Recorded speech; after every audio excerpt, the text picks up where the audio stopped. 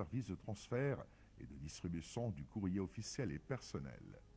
Le public avait une grande confiance dans la poste européenne, avec l'inauguration du premier chemin de fer reliant Alexandrie à Kafr el-Aïs en 1854. La compagnie a créé des bureaux de poste au Caire et à El Atef et à Rachid. En 1855, elle a créé 2 bureaux de poste à Damanhour et Kafr Zayet. Lorsque les lignes de chemin de fer ont connu une expansion de Kafr Zayed au Caire, en passant par Tanta, Banha et Berket Saba, la compagnie de la poste européenne a saisi l'occasion et s'est servi de cette ligne de chemin de fer pour transmettre le courrier entre Le Caire et Alexandrie et vice-versa. Ceci en vertu d'un contrat de 5 ans à compter de janvier 1856. Ce contrat était un privilège qui accorde à la compagnie le monopole du courrier dans le nord de l'Égypte. Le contrat imposait en effet une amende à toute personne arrêtée en flagrant délit de distribution de lettres. Le Khedive Ismaïl a ressenti l'importance de la poste européenne. Il l'a acheté de Mutsi après sa mort de son partenaire Tito Kini, le 29 octobre 1864. Le gouvernement égyptien a proposé à Mutsi la poste de directeur général de la Poste. Le 2 janvier 1865, la possession de Posta Europa a été transférée au gouvernement égyptien. C'était une journée historique pour la Poste égyptienne et une fête célébrée chaque année par la Poste.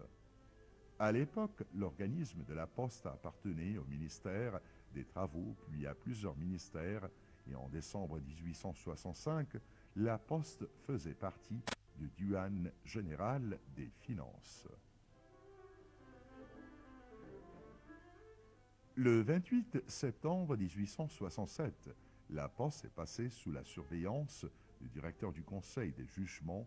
Le 19 mai 1875, elle faisait partie du ministère de la Justice et du Commerce. Le 10 décembre 1878, du ministère des Finances. Le règlement de la Poste a été approuvé par le ministère des Finances le 21 décembre 1865. Il stipulait que la transmission du courrier et l'émission des timbres sont le monopole du gouvernement égyptien.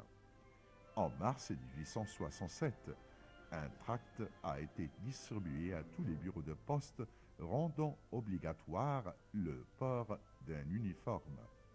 Chaque fonctionnaire a 2 uniformes, un pour le travail quotidien et l'autre pour la cérémonie officielle. Peu de temps après, certaines modifications ont été introduites à cet uniforme.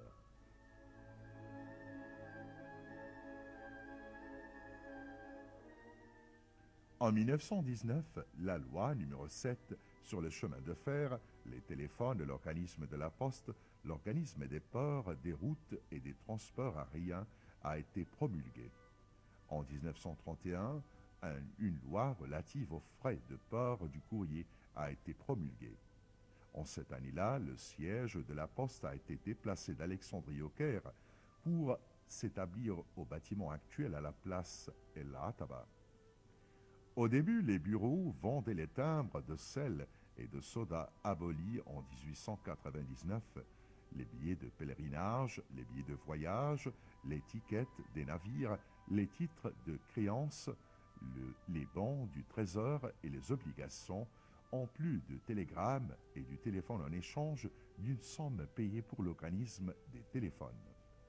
En 1934, la 10e conférence internationale de l'Union de la Poste a eu lieu en Égypte à l'occasion du 70e anniversaire de la création de l'organisme de la Poste.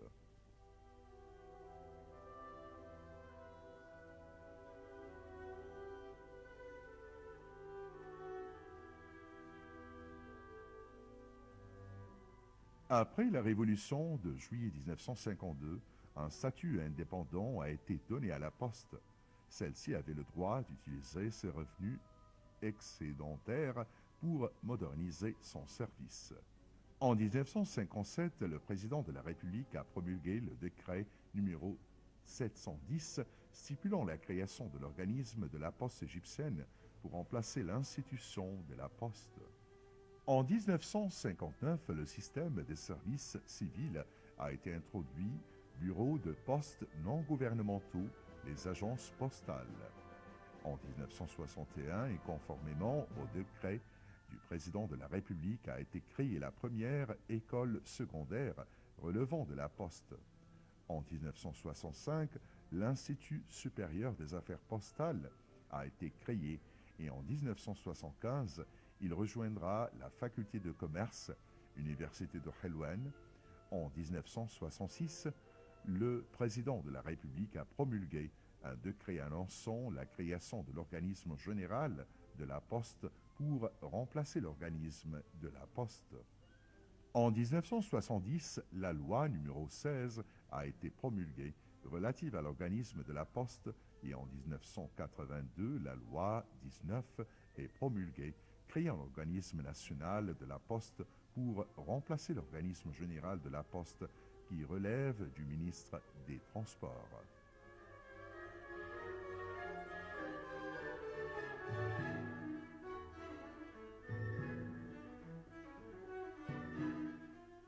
Le musée de la Poste égyptienne. Ce musée est situé place El Ataba au siège de la Poste. Il a été inauguré lors de la 10e conférence internationale de la Poste qui a eu lieu au Caire en 1934 sous le régime du roi Fouad Ier. Le musée a été rénové et inauguré à nouveau en février 1989. Il raconte l'histoire de la Poste égyptienne depuis sa création en 1886 et jusqu'à présent.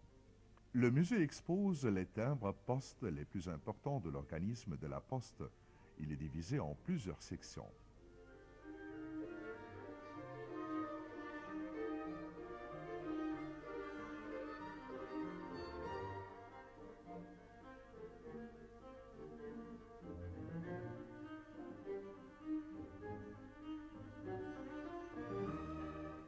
Elle raconte l'évolution de l'écriture de la lettre à travers les différentes époques, en exposant des objets comme le tableau d'un armare et les encriers de l'époque pharaonique romaine et copte. Elle comprend également des papyrus, des statues de scribes de l'époque des pharaons, ainsi que des anciennes lettres de différentes époques. La section des conférences, des photos du fondateur de l'Union générale de la Poste, ainsi que des conférences internationales de la Poste de 1874 à 1924 y sont exposées, en plus des copies des conventions conclues par chaque conférence.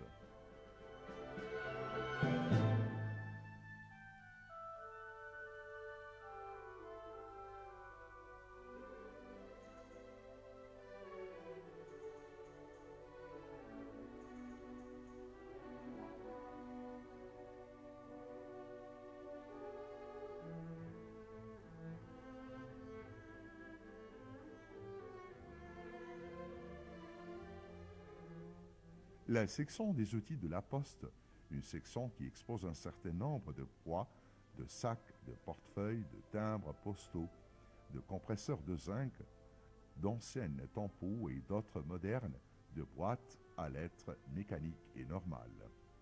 La section des vêtements, on y expose différents genres d'uniformes portés par les grands fonctionnaires, les directeurs des départements, les facteurs, en plus de différentes badges en tissu et en cuivre et des timbres postes.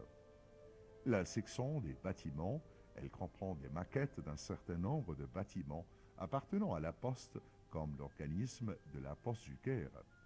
Le bureau de Port Saïd et de Port Fouad en plus de maquettes d'un bureau de poste dans un village et une autre du département de distribution et du contrôle du courrier du Caire.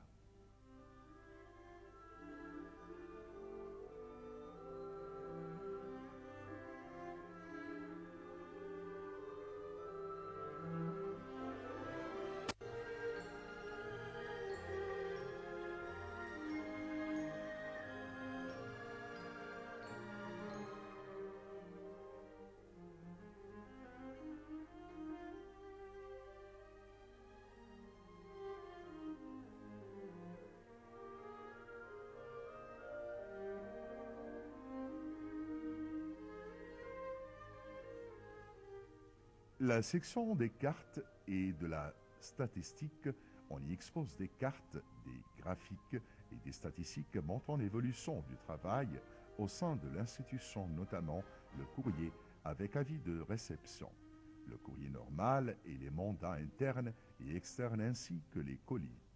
La section du transport, on y trouve exposés des modèles d'anciens et nouveaux moyens de transport du courrier, comme les véhicules en bois et en fer, les motos, les chemins de fer et les bateaux. La section des timbres, elle comprend un certain nombre de collections de timbres égyptiens et étrangers, ainsi que des plaques montrant les étapes d'impression des timbres à l'organisme des mesures. La section renferme également des modèles uniques de timbres d'Europe, d'Afrique, d'Asie, d'Amérique et d'Australie.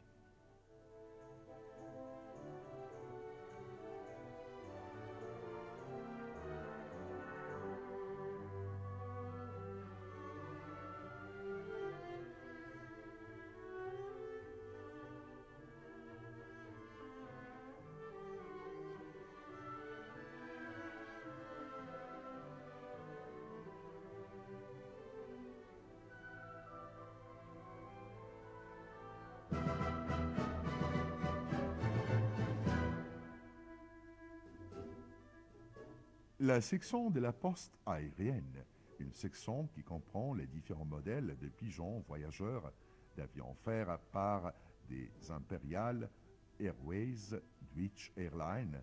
La section renferme également un modèle de la première lettre reçue à Alexandrie de Londres le 17 août 1929 et la première lettre envoyée par la poste aérienne de l'Égypte à Karachi à travers la ligne aérienne reliant l'Égypte à l'Inde. La section étrangère, elle comporte des images de bâtiments et de musées de certaines administrations postales étrangères, en plus de quelques outils utilisés par ces administrations. Le musée le plus moderne au niveau de la région sera créé au bâtiment principal de la poste égyptienne, au village intelligent.